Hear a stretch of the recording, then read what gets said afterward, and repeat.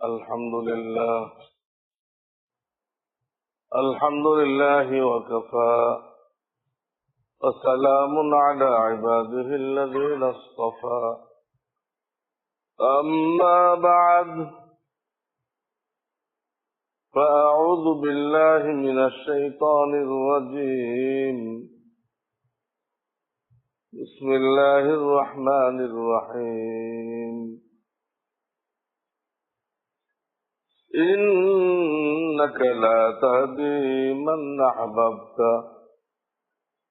ولكن الله يهدي من يشاء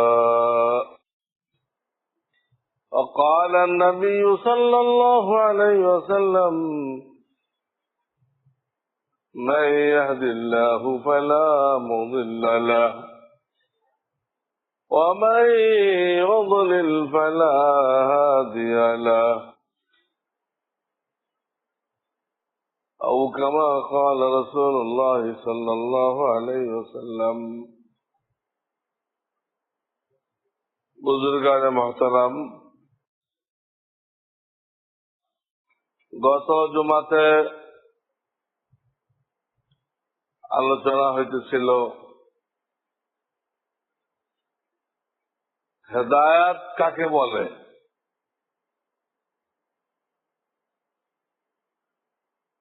এটা কত প্রকার এবং এটা কার হাতে।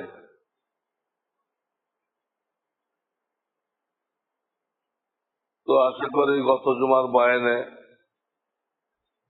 আপনারা এগুলো বুঝতে পেরেছেন যে একটা হেদায়েত নবী ওলিদের দায়িত্বে দেওয়া হয়েছে যে তারা লোকদেরকে বেহেশতের রাস্তা দেখাইতে পারবে, এটা জান্নাতের রাস্তা, এটা দোজখের রাস্তা বলতে পারবে। কিন্তু লোকটা গ্রহণ করবে কিনা এই ব্যাপারে তাদের কোনো দখল নেই, এখতিয়ার নেই, তাদের কোনো ক্ষমতা নেই। যে কারণে আমি বলেছিলাম নূহ আলাইহিস সালামের ছেলে কিনান হেদায়েত পাইল না, ইব্রাহিম খলিলুল্লাহ তার পিতা হেদায়েত পাইল না, হযরত লূত আলাইহিস সালাম তার বিবি হেদায়েত পাইল না। আমাদের প্রিয় নবীজি মুহাম্মদ রাসূলুল্লাহ সাল্লাল্লাহু আলাইহি ওয়াসাল্লাম তার চাচা যিনি অনেক কুরবানি পেশ করছেন, আমাদের নবীজির দ্বীনি দাওয়াতে অনেক অনেক সহযোগিতা করছেন, অথচ তিনি হেদায়েত পাইলেন না। অপরদিকে নবীজির আর এক চাচার যে হত্যাকারী, নবীজির নাম দিয়ে রাখছেন ব্ল্যাক লিস্টের মধ্যে, সেই ওয়াহশী রাদিয়াল্লাহু তাআলা আনহু হেদায়েত পাইলেন। তো এই একটা হেদায়েত, এটা আল্লাহ নেক বান্দাদেরকে এই অধিকার দিয়েছেন, কিন্তু গ্রহণ করার কোন ক্ষমতা তাদের হাতে নেই। দ্বিতীয় অর্থ বলেছিলাম সহি রাস্তা, জান্নাতের রাস্তা গ্রহণ করার তৌফিক দেওয়া। এবং একটা মানুষকে মৃত্যু পর্যন্ত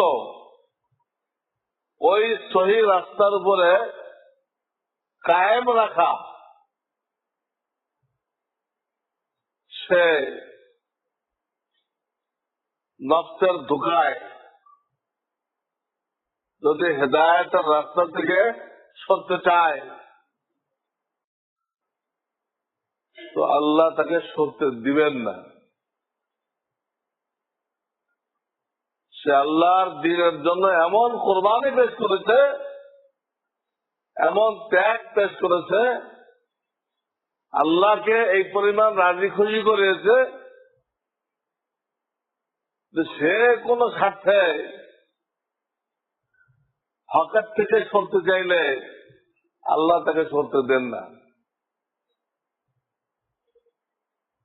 তাকে হকের উপরে থাকতে বাধ্য করেন।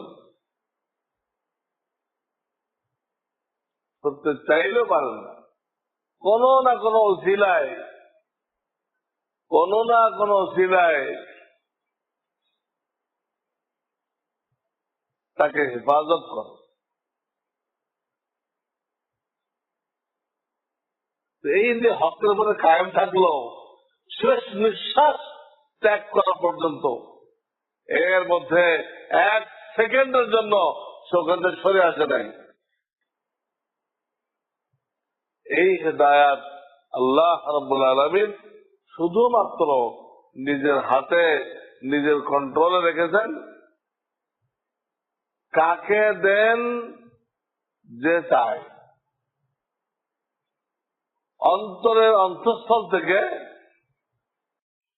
যে আল্লাহর কাছে হেদায়েত চায়, সেই ব্যক্তিকে আল্লাহ রাব্বুল আলামিন এই বিশেষ হেদায়েত দান করেন।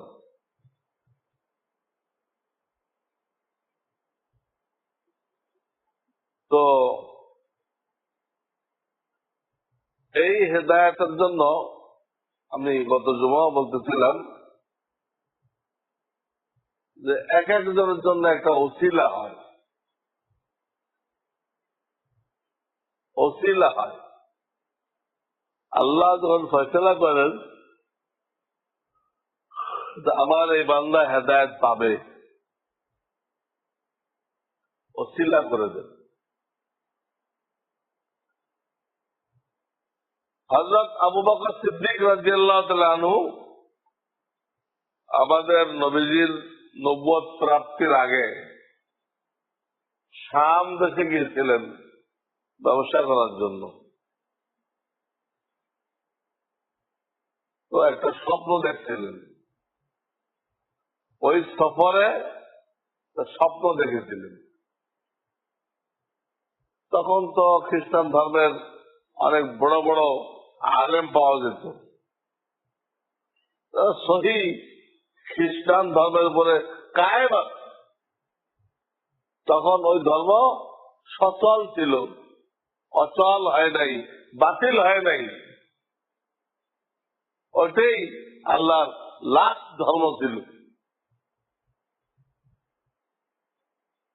ইসলাম আসার পরে সবগুলো বাতিল, সমস্ত ধর্ম বাতিল। আমরা বলি যে সকল ধর্মকে আমরা একই নজরে দেখব, সব ধর্মের প্রতি শ্রদ্ধা করব, এগুলো কুফরি কথা। আমরা অসাম্প্রদায়িক দেখানোর জন্য নিজেকে এমন এমন মন্তব্য করি তা আমাদের ঈমান থাকে না। সকল ধর্মের প্রতি শ্রদ্ধা রাখি আমরা। একটা হলো সহি, বাকি সবগুলো হলো বাতিল, জাহান্নামের রাস্তা। সব এক দাঁড়ি পাল্লাতে ভাবতেছেন, সবগুলো শ্রদ্ধা করতেছেন, বাতিলকে শ্রদ্ধা করা যায় না। আল্লাহর নিকট অভিশপ্ত, আল্লাহর গজবে যারা পড়ে আছে, আপনি তাদেরকে শ্রদ্ধার নজরে দেখবেন, তা আপনার ইমান কোথায় থাকবে? ইহুদিরা অসংখ্য রাজনৈতিক থিওরি দিয়ে আমাদেরকে বেঈমান বানাইছে। কেউ কল্পনাই করতে পারে না এই কথাটা আমি কুফুর কথা বলতেছি, আমার ইমান থাকবে না। সব ধর্মকে শ্রদ্ধা করতে হবে, সব ধর্মকে এক সমান নেই। ইসলাম আসার পরে কোন ধর্ম কি বহাল আছে? কোন ধর্মে মুক্তি আছে? কোন ধর্মে নাজাত আছে? কোন ধর্মে জান্নাত আছে? কোন ধর্মে আল্লাহ সন্তুষ্টি আছে? সব বাতিল। এখন যদি আপনি ব্রিটিশের 500 টাকার নোট, পাকিস্তানের 500 টাকার নোট, বাংলাদেশের 500 টাকার নোট একই মূল্যায়ন করেন, তো দেখুন এই দেশে এখন তো ব্রিটিশের টাকা চলবে না। ব্রিটিশের জমানায় যে টাকা ছিল এখন তো চলবে না। ওই নোট থাকতে পারে কেন? চলবে না, ওর জামানা শেষ।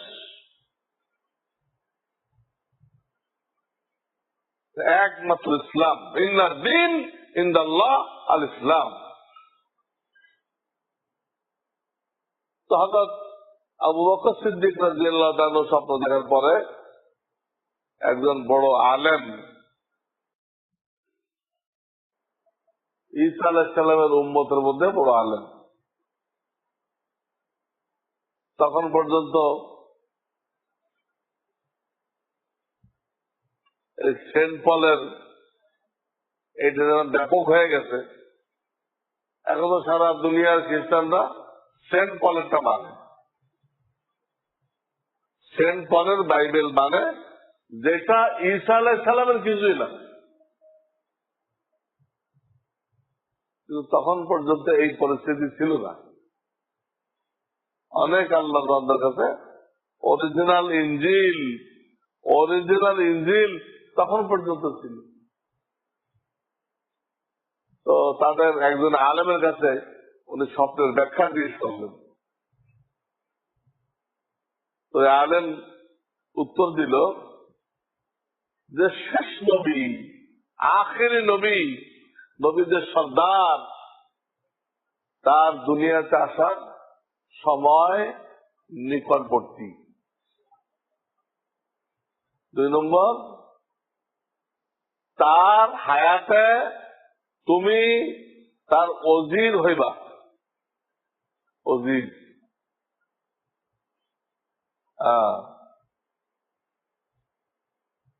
যত মন্ত্রী থাকে সবচেয়ে গুরুত্বপূর্ণ যে মন্ত্রী তাকে আরবিতে বলা অজির।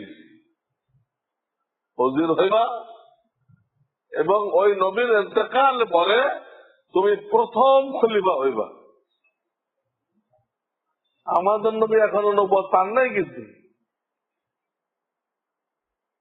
অথচ কে তার অজির হবে, তার মৃত্যুর পরে কে তার প্রথম খলিফা হবে, তার ফয়সালা হয়েছে।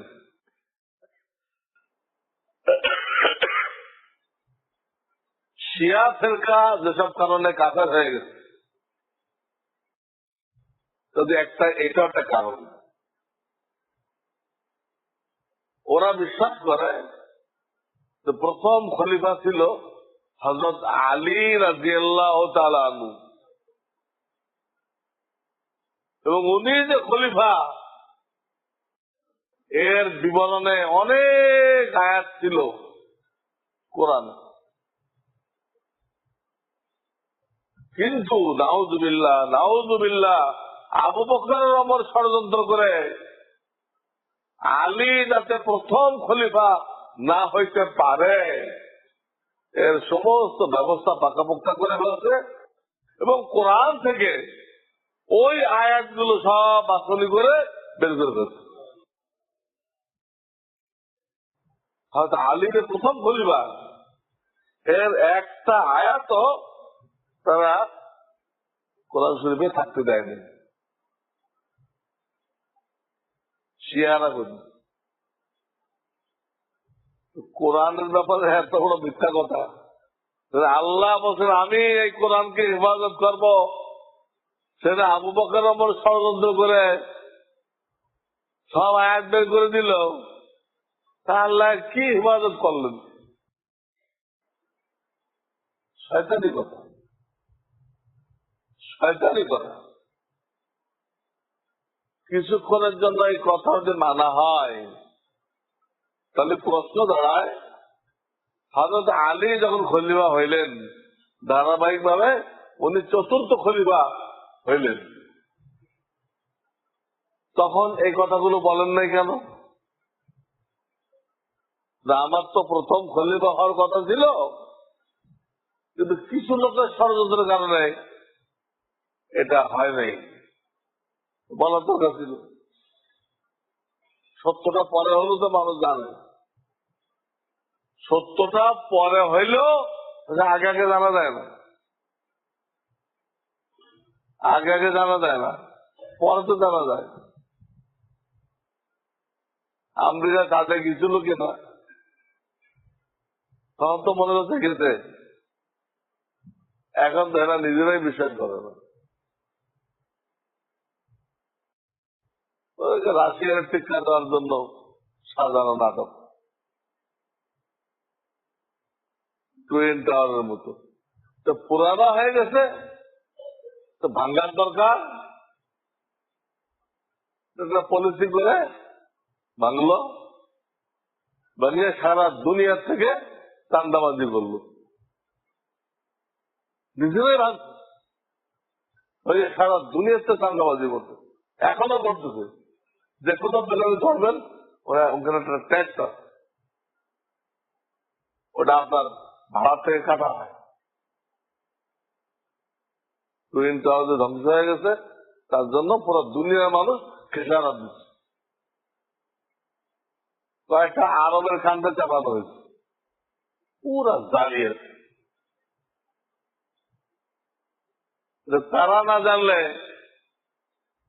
ওই বিল্ডিং এ হাজার হাজার হাজার ইহুদি মালিক ছিল, হাজার হাজার হাজার,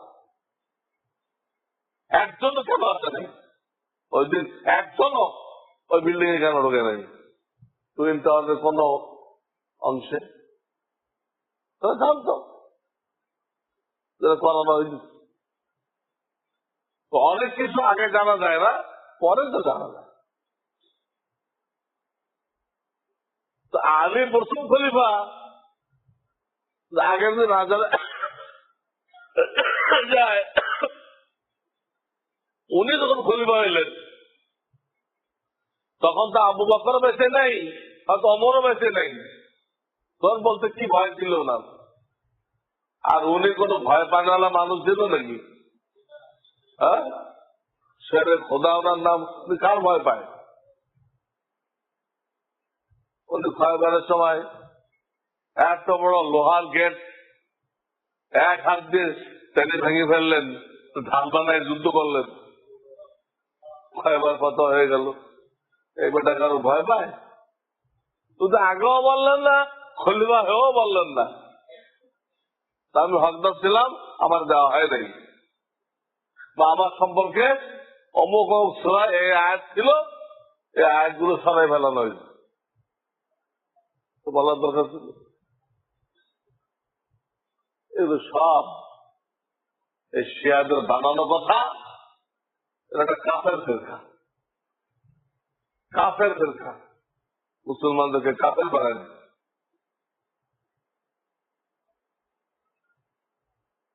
যাই হোক, স্বপ্নের তাবির, স্বপ্নের ব্যাখ্যা এই আসে, স্বপ্নের ব্যাখ্যা এই আসে। উনি সেই সফর থেকে ফিরে আসলেন, ব্যবসায়ী সফর। এরও বেশ কিছুদিন পরে আমাদের প্রিয় নবী মুহাম্মদ রাসূলুল্লাহ সাল্লাল্লাহু আলাইহি সাল্লাম উনি নবুয়ত পাইলেন। গারে হেরা, হেরা একটা পাহাড়ের নাম, তার আরবের নাম হলো জাবালে নূর, জাবালে নূর। আমাদের দেশের লোকেরা নানান রকম লেখে, কেউ লেখে জেবেল, জেবেল জেবেল নূর। কি জেবেল নূর? কি জেবেল নূর? খ্রিস্টানরা বলে, খ্রিস্টানের জন্মস্থল কোথায়? বেতেলহাম। বেতেলহাম কি? বাইতুল্লাহাম। শব্দ হলো বাইতুল্লাহাম, বেতেলহাম। জাবাল নূর, জেবেল নূর শব্দ বিকৃতি। এখানে আগের থেকে নবীজি আরাধনা করতেছিলেন, মোনাকাবা করতেছিলেন। ওই অবস্থায় সূরা আলাক এর প্রথম 5 আয়াত নাযিল হলো। ওই আয়াত নাযিল হওয়ার মাধ্যমে উনি আল্লাহর নবী হয়ে গেলেন, নবী হয়ে গেলেন এবং আল্লাহর পক্ষ থেকে আদিষ্ট হইলেন আপনি লোকজনকে দাওয়াত দেন, তারা যেন আমি রব্বুল আলামিনকে এক বলে স্বীকার করে এবং আপনি আমার রসূল, আমার প্রেরিত শেষ রসূল, আপনাকে যেন রসূল হিসেবে স্বীকৃতি দেয়। এই মৌলিক দুটো পয়েন্টের দাওয়াত দেন আপনি। যারা মানবে জান্নাত।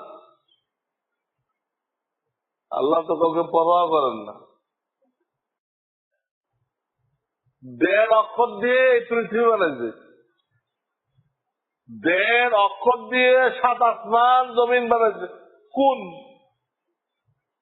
1.5 অক্ষর? অক্ষরে জের জবর থাকলে একটা অক্ষর হয়, আর জের জবর না থাকলে আধা হয়। কাফে পেশ আছে, এটা পুরো অক্ষর। নুনে কিছু নেই, তো আধা। 1.5 অক্ষর দিয়ে 7 আসমান জমিন বানাইছে। তার পাওয়ার কত, ক্ষমতা কত! তিনি নিজের রূহের জগতে নিজের ব্যাপারে ব্যাখ্যা দিচ্ছেন, দিয়ে আমাদেরকে জিজ্ঞেস করছেন, আমি তোমাদের রব নই? বলো। সবাই বলে আসছে যে অবশ্যই আপনি আমাদের রব। নিজে আগে সবক দিচ্ছেন, তালিম দিচ্ছেন। তারপর বলছেন, দেখো তোমরা যে স্বীকার করে গেলে 7 আসমান জমিন, তোমাদের পিতা আদম, সব সাক্ষী রাখলাম, তোমরা স্বীকার করে গেছে। এরপর আমি তোমাদেরকে দুনিয়ায় পাঠাবো, আসমান থেকে কিতাব নাযিল করবো, নবী রাসূল পাঠাবো। তারা এই রুহের জগতে তোমরা যে আমাকে রব বলে পাললে ওয়ালা প্রতিপালক স্বীকার করে গেছো, এটা মনে করাই দিব। মনে করো না আমি রব্বুল আলামিন দায়িত্ব নিলাম। যারা মানবা আমার জান্নাতে চলে আসবা, তোমরা মানবা না জাহান্নাম। ফামান শাআ ফালইউমিন ওয়া মান শাআ ফালইয়াকফুর।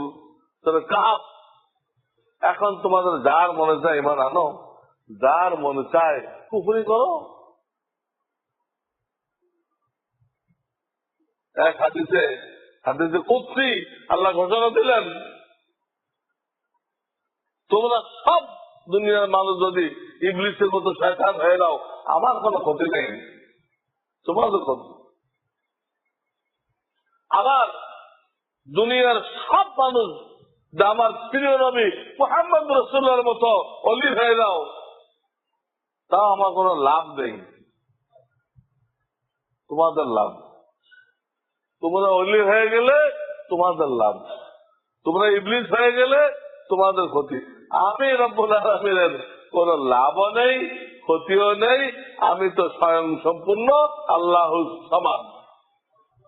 তিনি বেদিয়াজ, তিনি কারোর দিকে এক বালুকণা মোকাবেক্ষী নন, সবাই তার দিকে মোকাবেক্ষী। সব বলে দিচ্ছেন, সব বলে দিচ্ছি, বিবেক দিচ্ছি, নবী রাসূল পাঠাচ্ছি, ওলামা পাঠাচ্ছি। যার মনে চায় ঈমান আনো, যার মনে চায় না তার পুকুরি করো, দুটা ছাড়পত্র দিন, তার বিবেক দিয়ে সেজরা করবে, ওইটাই পাবে। তো কিছুদিন পরে আবু বকর সিদ্দিকের এই স্বপ্ন দেখার কিছুদিন পরে আমাদের নবীজি এই 5 আয়াতের মাধ্যমে কি হইলেন? নবী হইলেন এবং দাওয়াতের দায়িত্ব হইলেন, দাওয়াত দেন আল্লাহর একত্ব। আর আপনি যে নবী, আমার রসুল, ইন্নী লাকুম রাসূলুন আমিন, ইন্নী লাকুম রাসূলুন আমিন। প্রত্যেক রসুলকে নিজেকে নিজে স্বীকার করতে হবে, হ্যাঁ আমি আল্লাহ রসুল। অন্য লোক তো পরে রসুল যদি নিজেকে রসুল স্বীকার না করে তো সে কাফের হয়ে যাবে, রসুল কাফের হয়ে যাবে। নিজেকে নিজে ঈমান আনতে হবে। ইন্নী লাকুম রাসূলুন আমিন, আমি তোমাদের জন্য আমানতদার রসুল। ফাত্তাকুল্লাহ, আল্লাহকে ভয় করো, ওয়া আতিউন, আমাকে অনুসরণ করো, বাস কামিয়াব। ফাত্তাকুল্লাহ ওয়া আতিউন। তো নবীজি দাওয়াত শুরু করলেন। নবীদের বন্ধুদের মধ্যে ছিল আবু বকর সিদ্দিক আগের থেকে। এনারা কোনদিন পূজা মণ্ডপে যান নাই, যদিও আগে কোনো সহি ধর্ম পায় নাই, কিন্তু যে কোনো কারণে বিবেকের তাড়নায় তারা কি করে নাই, কোন পূজা মণ্ডপে যায় নাই। এখন পর্যন্ত আপনি বহু হিন্দু হইবেন, বহু হিন্দু হইবেন, কোনদিন পূজাতে যায় না। তার বিবেকে এটা অনর্থক, অথর্ব, বেহুদা। বহু হিন্দু পূজাতে যায় না।